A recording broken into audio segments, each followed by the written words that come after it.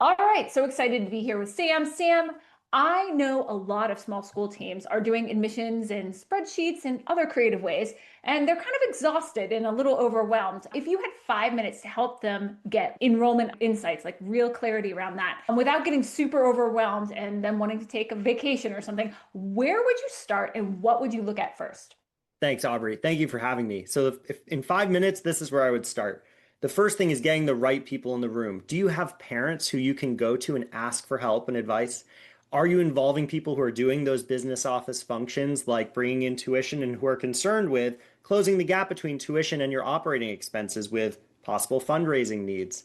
If you are not the head of school yourself, have you brought in that head of school? Because ultimately, the deeper you dive into this question, you might arrive at change management more quickly than you realized. And you want to have a full team of people bought in who are seeing the same picture and who are seeing things from a different lens than you when you start that journey. So, number one, different perspectives. Number two, I'd say, is looking at your data.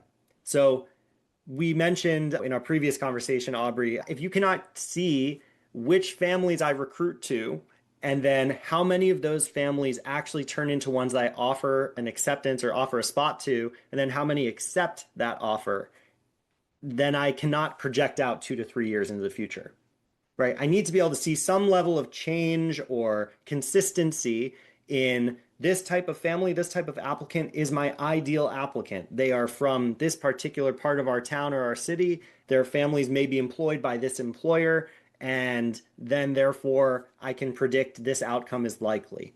Those are the kinds of community outreach that I think ultimately translate into marketing initiatives, which I know you can talk to much better than I can.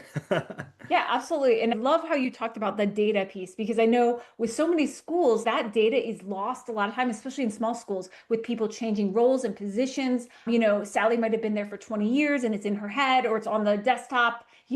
She's been trying to track things, but it's not in any sort of server or connected. And so I think Yeah. a lot of small schools can relate to not having that data. So the importance of keeping that data and having that in a way where it transitions to the next staff member so you don't have that loss of data, I think is really important.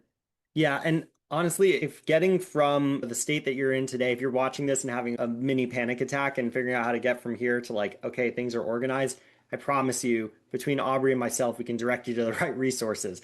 But once you're at that stage, the next step of data that you should be looking at is what external data sources outside of my own win-loss history can I look to point to trends in the future? Some of the ones that I like to point to are birth rates in the city or state that you're in, immigration, emigration rates from that part of your state, like the difference between a Nashville and a Memphis, which we pointed out at the TIS conference back in the summer.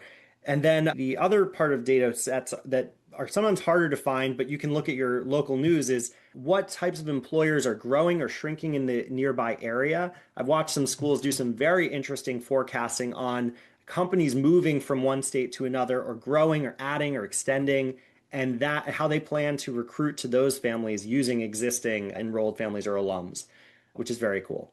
And the last thing I think, Aubrey, if I only had 5 minutes, I'd say, now that you can kind of get a geographic sense of where your applicants might come from the next 2 to 3 years, what sort of outreach physically and in advertising and marketing are you doing to those areas, right? Do you have newspaper ads? Do you have digital advertising?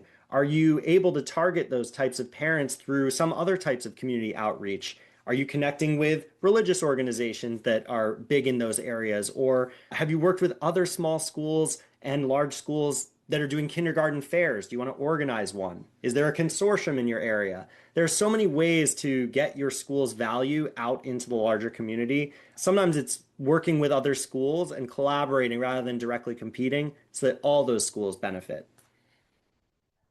Sam, I'm so glad you brought that up because I think small schools especially have to think outside the box, especially if they've limited resources and budgets about like how to reach these families. And I love that collaborative idea that you mentioned there and that having the data helps you make informed decisions about where to lean in. We always say that in marketing, you have to understand where are you getting the best return on investment in terms of your marketing dollars and your time and energy investment too as well, because we know in small schools you're wearing many different hats and have limited time. Sam, any last things you'd like to add about this before we say goodbye to our friends? Honestly, I would direct anybody who's watching this to resources that you, Aubrey, have been producing, you and your team at Easy School Marketing. We had the good fortune of sponsoring your latest conference. I loved the materials that were being presented there. There's so many presenters who we've actually seen out and about in the circuit and have grown enrollment at different schools. But I think that everything that I've seen from your team has been directionally pointed, whether it be a small school or honestly a large school, but especially for our small school partners, it is upon you to try and embody the knowledge that you're sharing and bring it to your regional area. If you have a hard time translating that, again, reach out. So thank you for having me. I'm just so excited to see what we can do together. Absolutely, Sam. And thanks again for sponsoring the conference. We're so grateful for you all to make that conference affordable and accessible to so many of our small schools who are working so hard. So thanks again, Sam. We appreciate you. Yeah. Thanks so much. Have a great day.